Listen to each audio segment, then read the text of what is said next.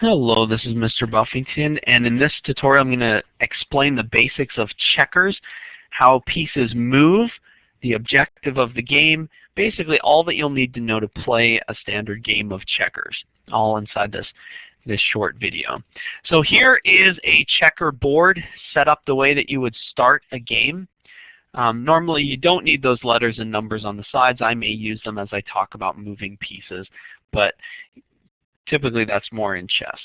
So here is the basic setup for starting a game of checkers. You have two sides.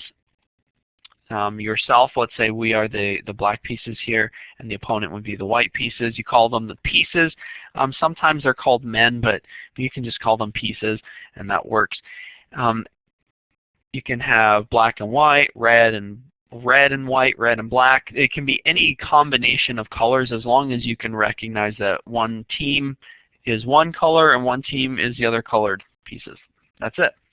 So you start up setting up your board with the light corner in the bottom right-hand side, as you see right here. And then you set up your pieces on the dark squares, the first 3 rows to yourself, closest to yourself, and your opponent would do the same, set up their 12 pieces on the first 3 rows closest to themselves. There's the starting position for a game of checkers. The game proceeds with alternating turns. So the black pieces would move 1 turn, and then the white pieces would move 1 turn. I'll show you an example. The black piece moves 1 turn, the white piece moves 1 turn, and then you just keep going back and forth. Now, I never told you how they move before I actually moved them, so let's back up 1 step. The pieces move in diagonals, so they will always kind of bump into each other if they keep moving, all right, because everyone's on the darker squares.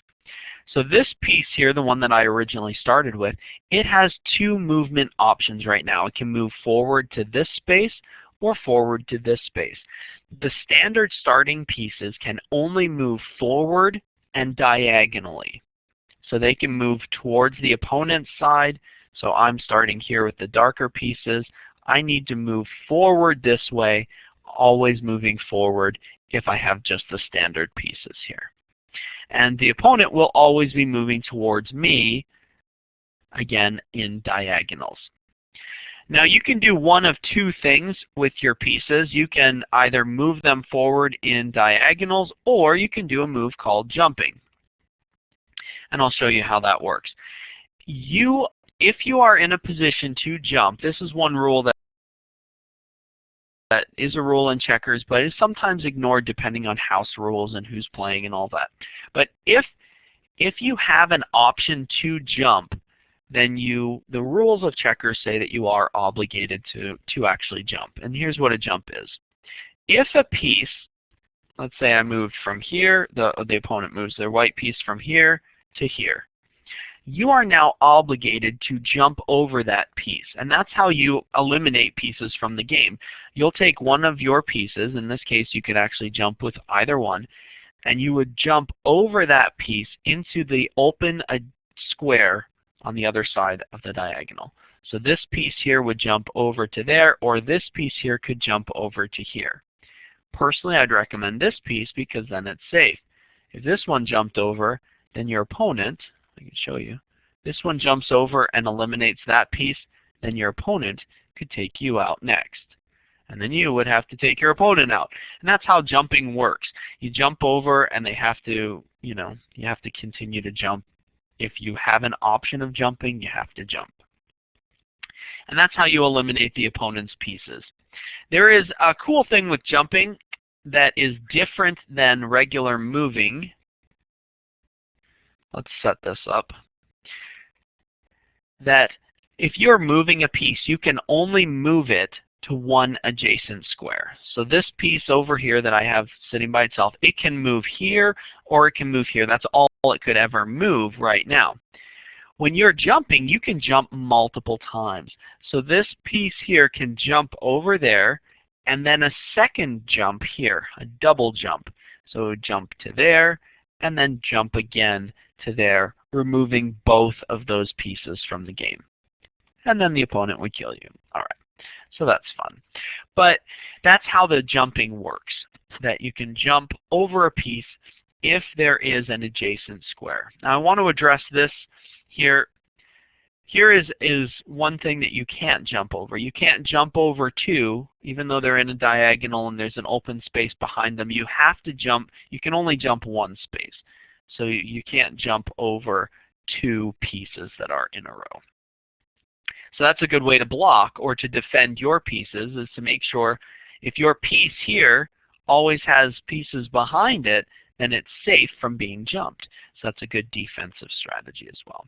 All right, now, during the course of the game, you'll get to the point where hopefully you have some pieces up here and they move into what we call the king's row, which is your opponent's first row or your last row. So you move your piece up here into the king's row. On the turn that you move them into there, they become a king. And some checkers, you flip them over and they've got a crown on the backside, but in most cases you just stack them up. So now we've got two pieces stacked on top of each other. One of the pieces that has been taken just stacks on top, and now we have a king. A king is not as limited as a standard piece. Remember, a standard piece can only move forward from your, king's row forward to the enemy's side. What you can do with a king now is that you can move forward and backwards. Not only can you move forward and backwards, you can also jump forward and backwards. Let's see. And you can double jump. I can jump from here to here, and then also take that piece and jump it right into there, removing two of the opponent's pieces. So you can jump forward and back with a king. You can move forward and back, but your piece is just as vulnerable. If the opponent were to jump over you there, you would die. Your king would then be removed, both pieces off. All right, that's how the game of checkers works. And you win the game in the end by removing all of the opponent's pieces. So if, again, I'm the darker side here, so I'm going to dark side of the force. I'm going to pretend that my opponent just moved to there, and I jumped over that piece. I removed it from the board. Yay, I win against myself.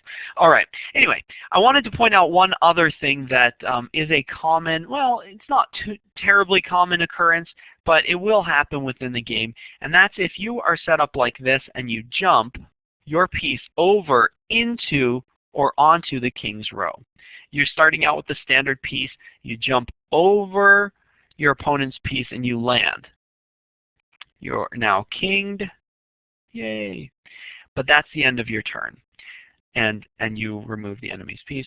You can't do a double jump from a standard piece turning into a king and then continuing to jump.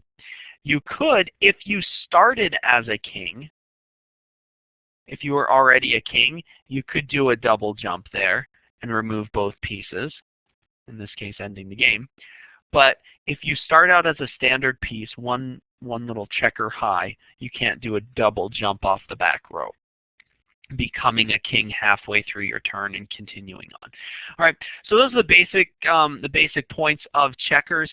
Again, it's really important that you set up the game properly with the 12 pieces on the back 3 rows, and you can practice different strategies. I might have some more videos of different ways to, different strategy suggestions, but your basic goal is to remove all of the enemy's pieces and clear them off the board so that you are the victor.